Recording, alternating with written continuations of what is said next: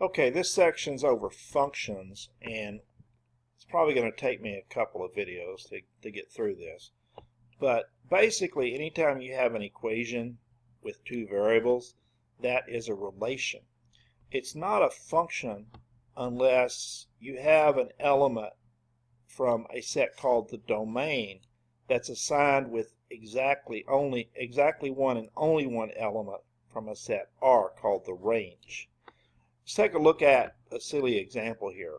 Let's suppose we have three guys, Sam, Joe, and Bob, and let's suppose that we have three girls, Lou, Mary, and Kay, and let's suppose that they're going to go to a dance. Now, you'll notice here I've got Sam dancing with Lou, I've got Joe dancing with Mary, and Bob dancing with Kay. So each of the elements from the first set are assigned to only one element in the second set. Sam's only assigned to Lou, Joe's only assigned to Mary, and Bob's only assigned to Kay. So that would be a function. Okay, now in the second example, I've got Sam assigned to Lou and Sam assigned to Mary. So we got 2 times Sam here, and 2 times Sam kind of violates our function definition because we got an element from the set D that's assigned to 2 elements from the set R. So we do not have a function. Now, look at the third example. Here we've got Sam only assigned to Lou, we've got Joe only assigned to Lou, and we got Bob only assigned to Mary. So there we have a function. But there's something interesting about the difference between the function in number 1 and the function in number 3. In number 1, not only do you have each of the domain elements assigned to only one range element, but if you go the other way, Lou is only assigned to Sam, Mary is only assigned to Joe, and Kay is only assigned to Bob. So when that happens, when you have each element from the domain assigned to only one element from the range, and have each element from the range assigned to only one element from the domain, then you have what's called a one-to-one function. Now in example 3, we can see that we don't have that. Up here in example 3, you've got Lou assigned to Sam and Lou assigned to Joe. So even though this is an example of a function, it's not a one-to-one function. Go ahead and read these 3 sets here, and I think you'll be able to figure out that the first set is a one-to-one function, and the second set is a function because each first element is assigned to only one second element, but it's not one-to-one because the second element, 2, is assigned to 3 different first elements. You've got 2 assigned to 1, 2 assigned to 2, and 2 assigned to 3. The third one there is not a function because if you look at the first element 1, you've got 1 assigned to 2 right here, and then you've got 1 assigned to 3. So that's not a function. I'm going to look at some graphs of these 3 and show you why these 3 are functions or not functions. Okay, this graph right here is the graph of y equals 3x minus 5. Notice that for each x value on this graph, you're only going to get one y value. So for the x value 1.667 or whatever that fraction is, it's only assigned to 0. And for the x value of 2, it's only assigned to 1, and so forth. So every x value here is assigned to only one y value. Also, each y value is assigned to only one x value. That y value, 3.49 there, is assigned only to 2.83, and so forth. So each x value is assigned to only one y value, and each y value is assigned to only one x value.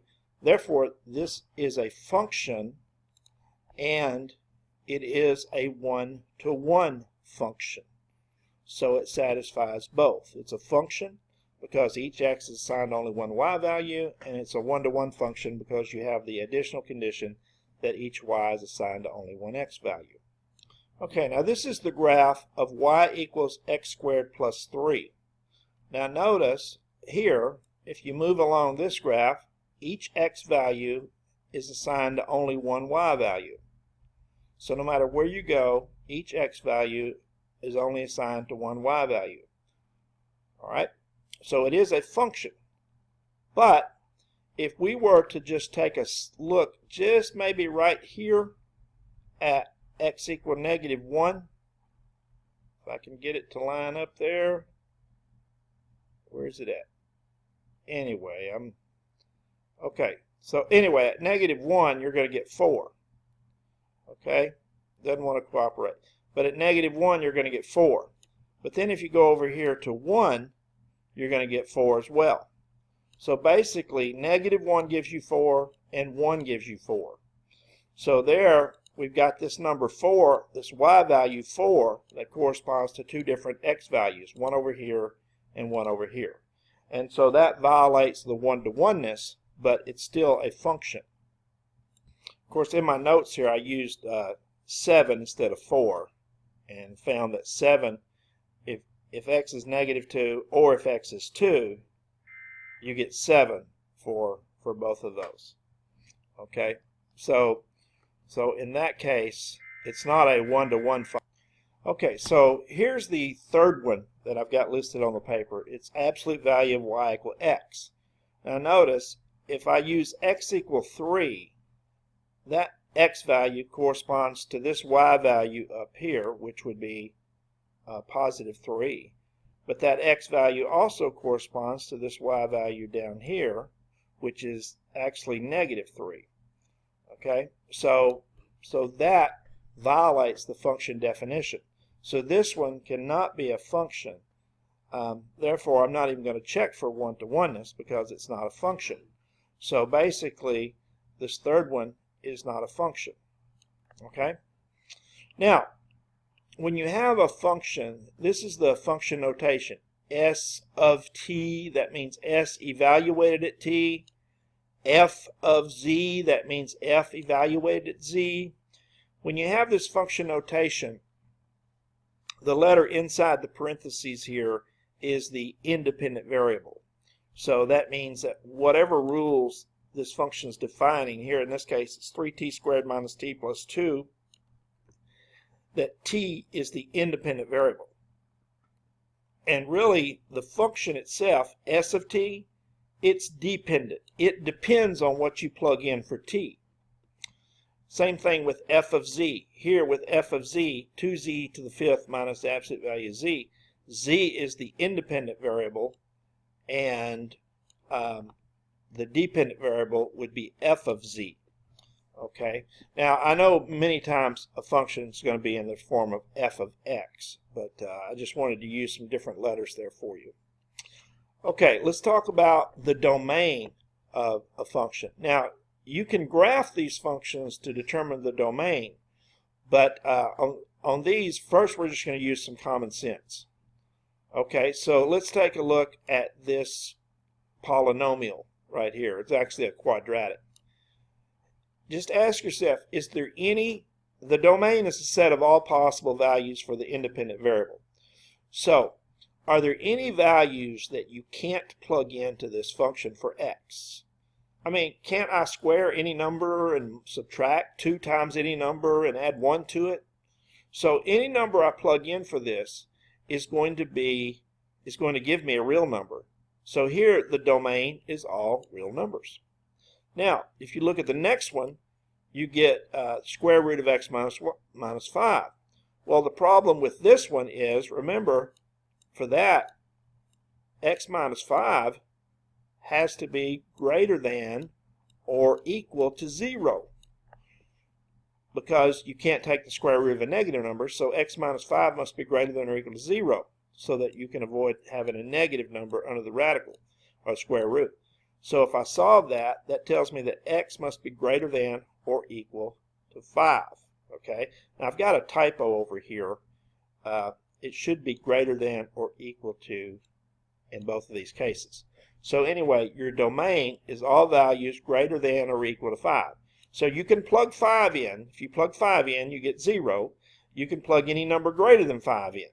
But you can't plug in a number less than 5 and get a real number. Okay?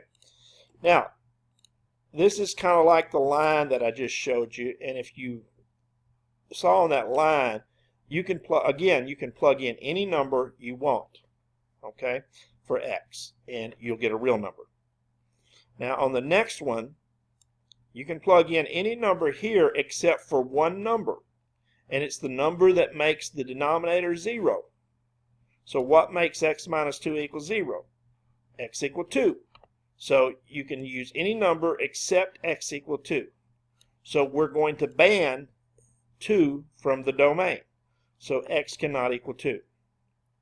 Now this one,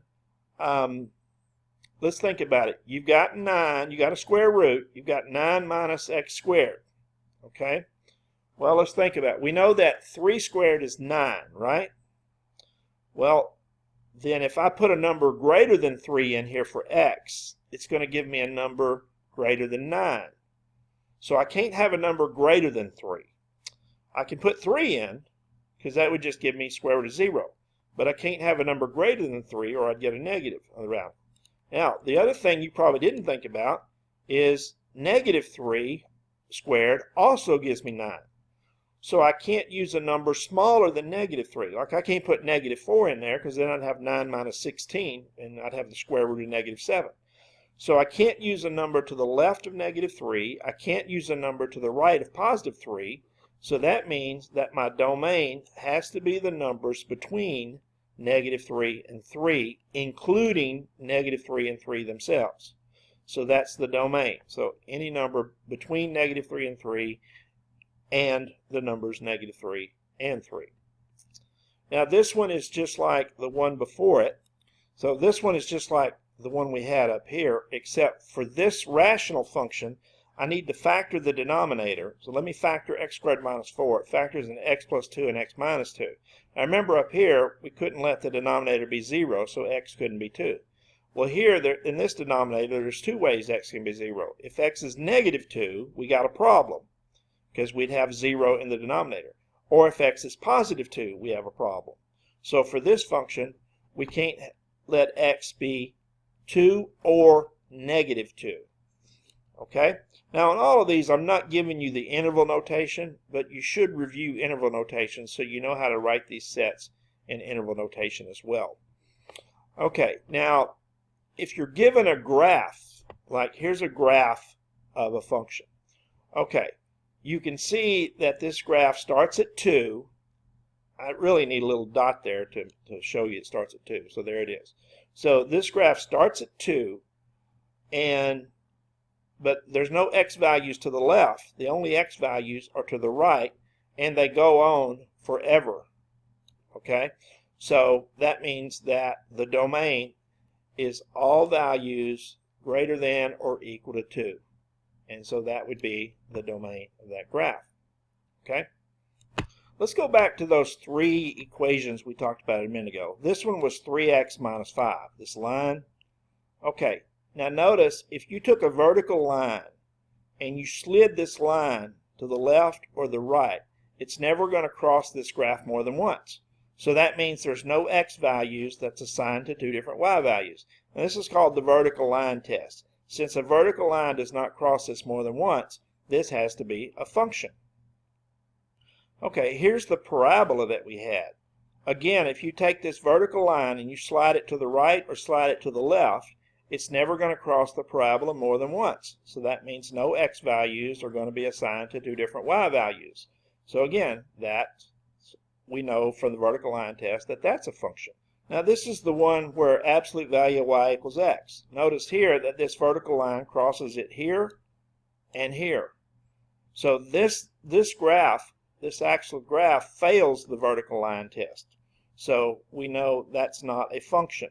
Now you can do a similar thing with the horizontal line test.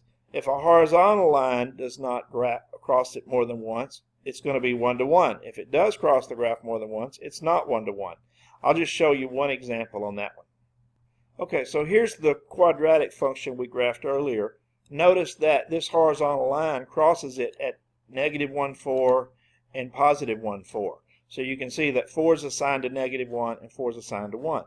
So based on the horizontal line test, I know this function is not 1 to 1.